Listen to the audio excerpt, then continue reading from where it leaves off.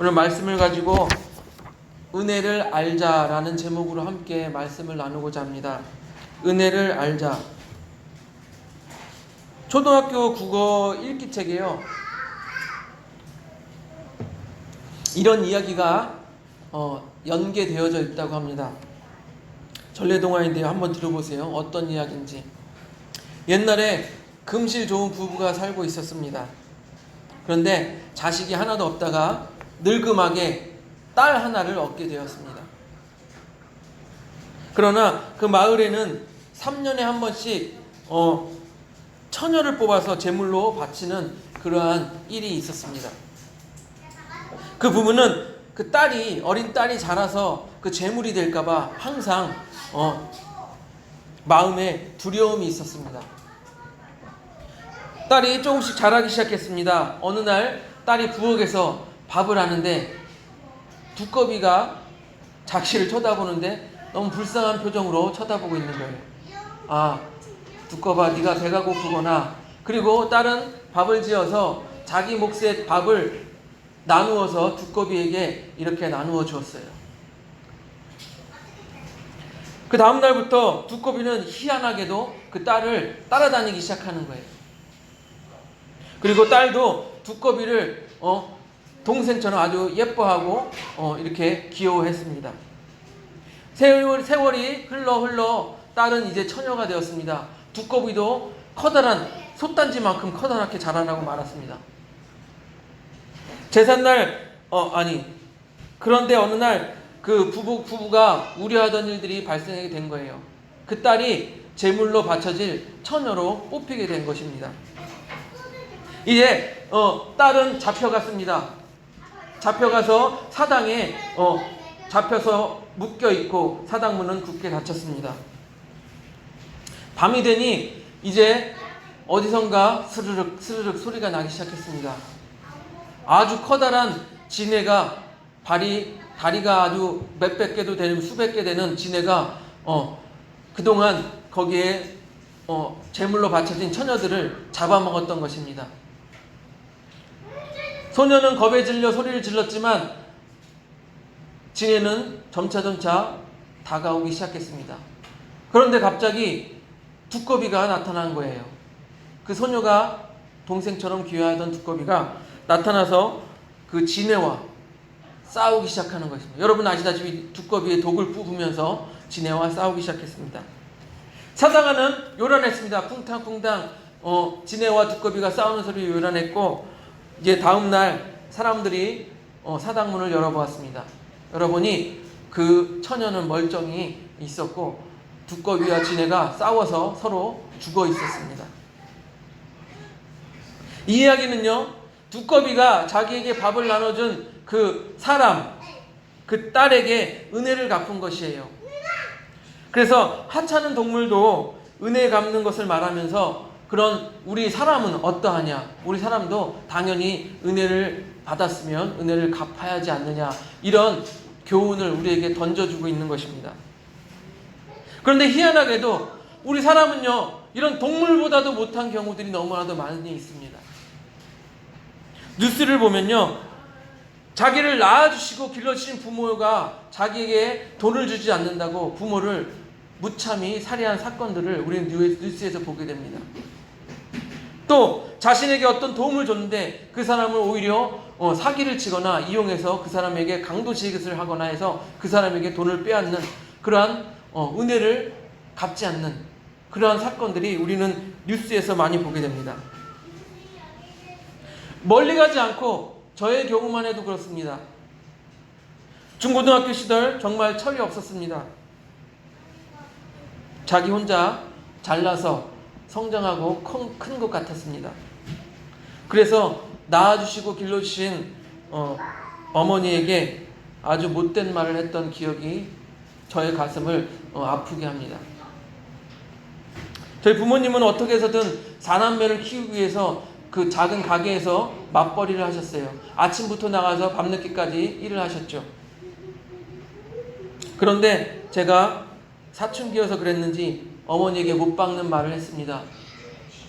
엄마가 밥을 챙겨주지 않고 나를 이렇게 했기 때문에 내가 키도 못 크고 이렇게 키도 작았다. 어머니의 가슴에는 못이 박혔을 거예요.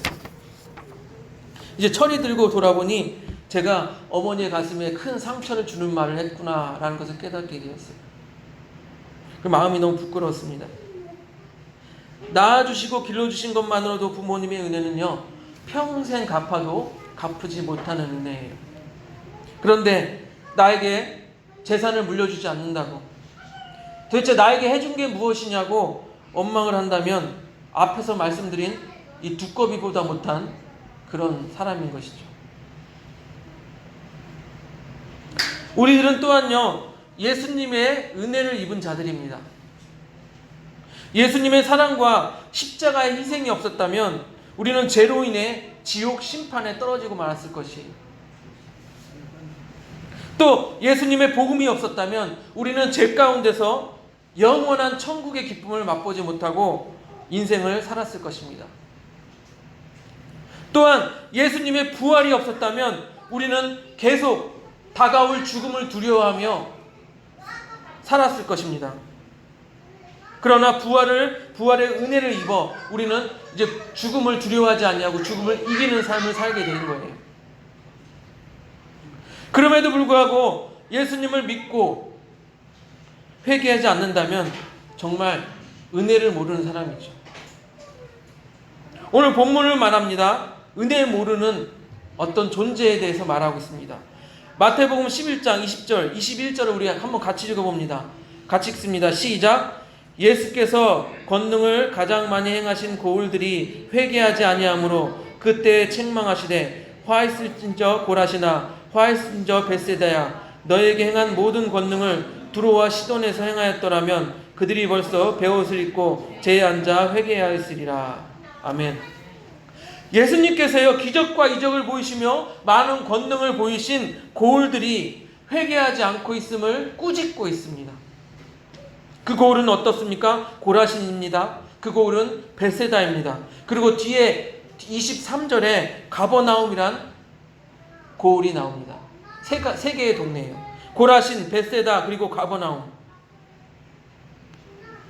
성경에서요, 예수님께서 고라신이란 동네에서 어떤 기적을 행했는지는 구체적으로 나와 있지 않습니다.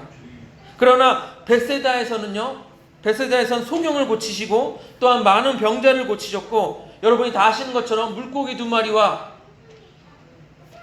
떡 5개로 5,000명을 먹이시고 5광주리를 남겼던 그러한 기적이 있었던 곳이 바로 벳세다입니다. 그리고 가버나움은요, 백부장의 종을 고쳐주셨고 왕의 신하의 아들을 고쳐주셨고 베드로의 장모를 고쳐주셨고 귀신 들린 자, 중풍병자, 또한 각색 병자를 고쳐주셨습니다. 이처럼 벳세다와 가버나움은요, 예수님께서 많은 능력과 기적을 행했음에도 불구하고, 그리고 그 고침과 회복의 은혜를 체험했음에도 불구하고 회개하지 않았습니다. 반면에요, 두로와 시돈을 보세요. 두로와 시돈은 예수님을 알지 못하고 예수님의 능력을 경험하지 못해서 지은 죄라고 우리는 생각해 볼 수가 있습니다. 여러분, 두로와 시돈이 어떤 동네인지 아십니까? 구약에 보면요, 솔로몬이 성전을 건축하려고 할 때 솔로몬에게 그 온갖 건축에 필요한 자재들을 보내줬던 아주 풍성했던 도시입니다. 번성했던 도시입니다. 그래서 풍요로 인해서 쾌락과 온갖 음란과 교만이, 또한 우상숭배가 자리 잡아서 하나님께 심판받았던 동네가 두로와 시돈이에요. 또 뒤에 23절에 나오는 소돔도 다 아실 것입니다. 아브라함의 조카 롯이 거했던 도시가 바로 소돔이죠. 그런데 소돔은 어떤 땅이었습니까? 동성애가 판을 치던 땅이었어요. 그래서 결국엔 유황불이 떨어져 멸망한 도시가 바로 소돔입니다. 여러분, 그래서 이 소돔으로 인하여서 나온 말들이 있어요. 여러분, 동성애에서 하는 학문 성교를 소도마이즈라고 말해요. 그리고 남색, 남자끼리 색을 탐하는 것, 남색을 소돔이라는 단어로 표현합니다. 이렇게 죄악이 있었고 그곳에 예수님의 그 은혜를 몰랐기 때문에 그곳은 유황불로 멸망하게 되는 것이고, 두로와 시돈 그리고 소돔은 예수님을 알지 못하고 죄를 범하였기 때문에 심판을 받았습니다. 그러나 오늘 본문에서 읽은 고라신, 벳세다 그리고 가버나움은 예수님의 능력과 기적과 은혜를 경험하고도 회개하지 않았던 것이에요. 여러분, 구약시대의 성도들은요, 예수님을 알지 못했어요. 예수님이 오시기 전이기 때문에 복음을 알지 못하고 온전한 의를 행할 길이 막혔어요. 그래서 빛이 없는 생활을 하였고 율법에 얽매인 생활을 한 것입니다. 그러나 우리는 어떻습니까? 신약시대를 살고 있습니다. 이 신약시대를 사는 성도들은 예수님의 복음으로 말미암아 우리는 하나님께 나아갈 길이 열려지게 된 거예요. 그리고 죄에서 해방되고 자유로운 의인의 삶을 살 수 있게 된 것이 우리 이 신약시대의 우리들의 삶인 것입니다. 그런데 고라신, 벳세다, 가버나움은 이런 예수님의 능력과 은혜를 경험하고도 회개하지 않고 있는 것입니다. 여러분, 우리가 받은 은혜를 한번 생각해 보세요. 예수님을 처음 만났을 때 한번 생각해 보시기 바랍니다. 모든 죄가 예수님의 성령으로 인하여서 예수님을 처음 만나봤을 때 모든 죄가 어렸을 때부터 지은 죄가 주마등처럼 영화 필름처럼 이렇게 지나가고 내가 그렇게 많은 죄를 지었다라는 것을 깨달으면서 예수님을 나는 그동안 진실하게 믿지도 않았는데 주님 나를 이렇게 용서하시고 나를 위해 피 흘려주시니 감사합니다. 그리고 그 은혜 때문에 눈물 콧물 흘리면서 회개하였던 그런 예수님을 처음 만났던 기억이 있습니다. 그런데 지금 나의 모습은 어떻습니까? 예수님은 저 멀리 모셔두고, 아니 장롱 속에 모셔두고 거기 잠깐 계세요. 저는 먹고 사는 일에 바쁘니까 예수님은 잠깐 거기 계십시오. 나는 세상 일 즐기기에 바쁘니까 예수님은 잠깐 거기에 계십시오. 이게 우리 모습 아닙니까? 또 앞에서 말씀드린 것처럼 예수님과 어떤 극적인 만남이 없던 분이라도 생각해 보시기 바랍니다. 세상에 많은 사람들이 있는데 그 가운데 예수님께서 예수님을 모르고 살던 나에게 나를 이렇게 교회로 불러주시고 또한 예수님의 복음을 듣게 하시고 또한 이렇게 예수님의 복음을 듣고 예수님께 한 걸음씩 나아가는 이런 예배에 임하게 하시니 얼마나 큰 은혜가 아닙니까? 저 역시도요. 그 외에도 돌아보니까 저희 딸이 아무런 그래도 큰 사고 없이 탈 없이 지금껏 자라온 것도 큰 하나님의 은혜입니다. 또한 풍요롭고 부유하진 않지만 그래도 아내와 딸을 먹이고 함께 살 수 있도록 일할 수 있는 것도 하나님의 은혜입니다. 또한 교회의 개척을 고민할 때 저희 마음속에 있어요. 컨테이너 박스 하나만 그런 크기만이라도 예배 드릴 수 있는 그런 곳이 있으면 정말 개척하기 수월할 텐데, 정말 좋을 텐데 그렇게 생각했었는데 이렇게 예배 드리기 좋은 장소가 있으니 얼마나 큰 하나님의 은혜가 아닐 수 없습니다. 또 어떤 분들은 교회를 개척해도 함께 예배 드릴 성도가 한 명도 몇 년 동안 한 명도 없다고 하는데 저는 이렇게 함께 드릴 믿음의 예배, 함께 예배를 드릴 믿음의 동지들이 있으니 얼마나 큰 은혜가 아닙니까? 이렇게 우리들은 돌아보면요, 하나님의 은혜 받은 것들이 참 많은데 우리는 받은 은혜를 생각하기보다는 그저 지금 내가 잘하고 있기 때문에 내가 잘나서 이렇게 살아가고 있다, 잘 살아가고 있다 이렇게 착각을 하는 경우가 많이 있습니다. 우리 본문 마태복음 11장 23절을 같이 읽어볼까요? 23절 마태복음 11장 23절 우리 같이 읽습니다. 시작. 가버나움아 내가 하늘에까지 높아지겠느냐 음부에까지 낮아지리라. 내게 행한 모든 권능을 소돔에서 행하였더라면 그 성이 오늘까지 있었으리라. 본문을 말하고 있어요. 가버나움아 내가 하늘까지 높아지겠느냐. 교만함을 책망하고 있습니다. 가버나움이라는 도시지만 거기에 사람을 대입해도 좋을 것입니다. 자신의 이름이 거기 안에 들어가 있어도 좋을 거예요. 저 같은 경우에 이렇습니다. 대성아 내가 하늘까지 높아지겠느냐. 그렇게 들릴 수도 있어요. 음부에까지 낮아지리라. 내가 내게 행한 은혜를 한번 생각해 보아라. 저에게 이렇게 들릴 수도 있습니다.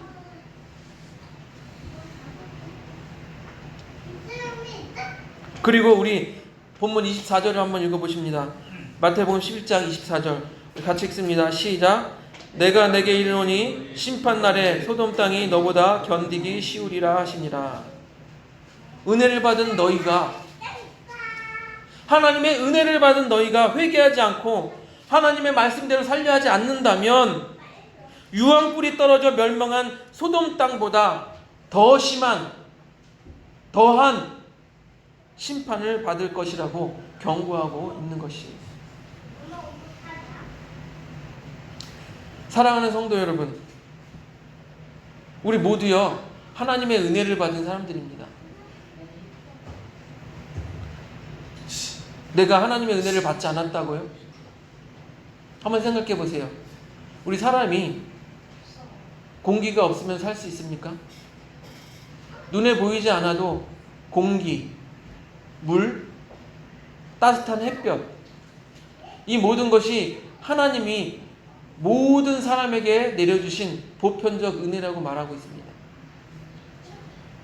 즉 하나님의 은혜를 받지 않는 사람은 이 세상에 아무도 없다는 것이죠. 거기에 더해서 우리는 하나님께 선택받았고 그래서 이렇게 교회에 나오게 되었고 또 교회에서 예수님에 대한 복음의 소식을 들었습니다. 우리는 공기, 물, 햇볕 이런 보편적인 은혜를 받은 사람들보다 더 큰 은혜를 받은 사람들이 바로 우리예요. 그러나 그 더 큰 은혜를 받았음에도 불구하고 그 은혜를 모르고 자기가 잘나서, 내가 잘나서 이렇게 잘하고 있다, 교만한 마음으로 살고 있다면 유황불에 멸망한 소돔보다 견디기 어려운 멸망을 받을 것이라고 경고하고 있는 것입니다. 사랑하는 성도 여러분, 우리는 먼저 내가 받은 은혜를 알아야 합니다. 그 은혜를 알 때 그 은혜에 합당한 회개를 할 수가 있어요. 또 그 은혜를 알 때 그 은혜에 합당한 삶을 살 수 있습니다. 또 그 은혜를 알 때 그 은혜를 기쁜 마음으로 우리가 누리면서 살 수 있는 거예요. 오늘 그 은혜를 알고 그 은혜를 누리는 우리 그사랑교회 성도님들이 되시기를 주님의 이름으로 축복드립니다. 우리 함께 찬양하도록 하겠습니다.